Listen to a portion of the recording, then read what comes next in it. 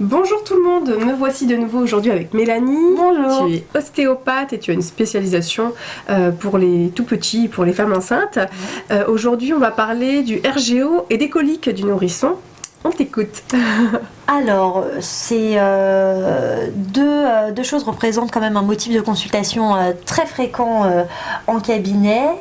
Il faut dissocier les deux. Bien donc sûr. on a les RGO qui sont l'acronyme du reflux gastro-œsophagien. On a différents types de RGO. Donc on a des RGO tout à fait simples qui sont plus de l'ordre au final de la régurgitation. D'accord. Donc au final, le terme RGO n'est pas trop Oui, adapté. on voit bien la différence entre le RGO et la régurgite. Exactement, En général. Mais la régurgitation peut être aussi un peu source d'angoisse chez les parents parce qu'ils se disent qu'est-ce qui se passe, il vomit, surtout pour un premier. Oui.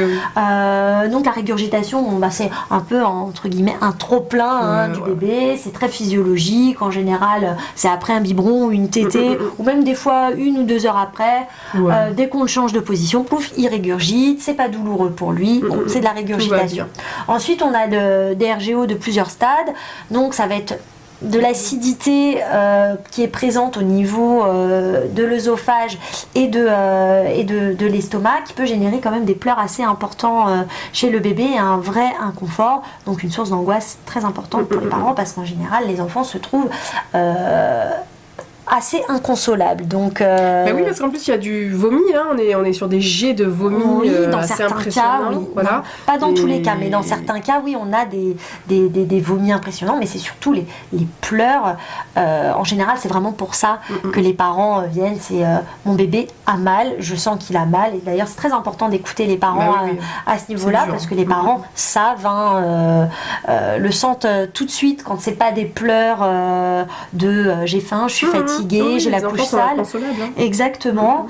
Donc là, c'est intéressant aussi de voir l'ostéopathe quand on a vu le médecin et où toutes les mesures dites hygiéno-diététiques ont été mises en place. Donc ça peut être pour les bébés qui sont biberons un lait épaissi, un plan incliné pour dans le lit, des vêtements pas serrés, etc. Donc une fois qu'on a investigué tout ça, ou aussi une intolérance aux protéines de lait de vache pour les bébés qui sont il y a une vraie enquête. Non, c'est très voilà. Bon, c'est intéressant d'aller voir l'ostéopathe pour voir s'il n'y a pas des choses qui peuvent accentuer, participer en fait à la présence de ce reflux. On n'a pas la prétention de dire qu'on guérit le RGO, mais en tout cas c'est vrai qu'on peut avoir un effet sur le confort du bébé. Exactement. Et puis des fois on peut faire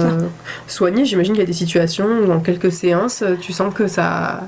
Sur des RGO compliqués, oui, peut-être pas un fort stade, voilà, mais on aide effectivement, on aide bien quand même les bébés par rapport à ça. D'accord. Sur une douleur, un bébé qui pleure, est-ce qu'on peut faire la différence entre une colique ou un RGO ?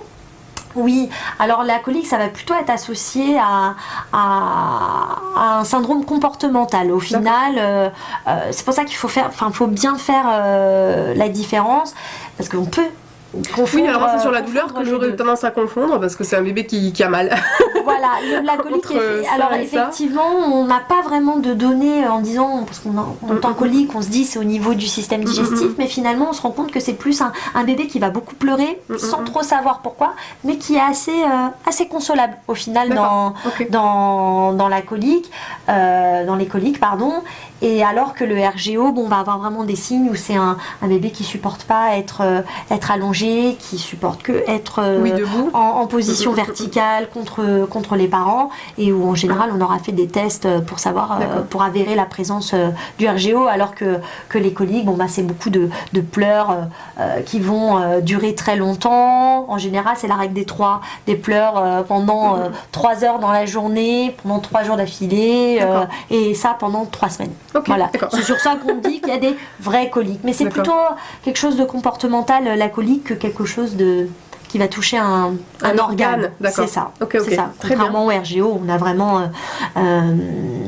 le tube digestif qui a qui est en crise. Qui est en crise, exactement. Justement, ces crises-là, est-ce qu'elles provoquent une hypertension de bébé? Est-ce qu'il y a des choses que toi tu observes en tant qu'ostéopathe? Oui, on observe souvent chez les bébés qui ont des RGO une attitude en hyper extension, parce que ça, comme nous, quand on a des remontées acides, ça nous brûle et on n'est pas bien. Eux aussi, c'est un peu la même chose.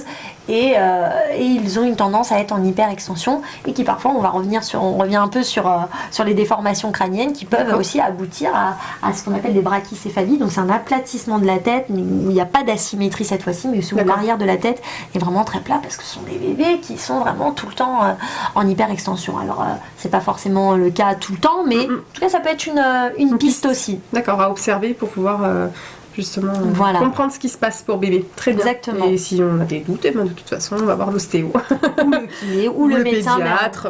En première intention, c'est bien d'aller voir le pédiatre en général, il l'oriente facilement aussi. Exactement. L'ostéo. Très bien. Merci beaucoup, Mélanie, pour ces informations. Merci à vous de nous avoir écoutés. On vous dit à bientôt. À bientôt.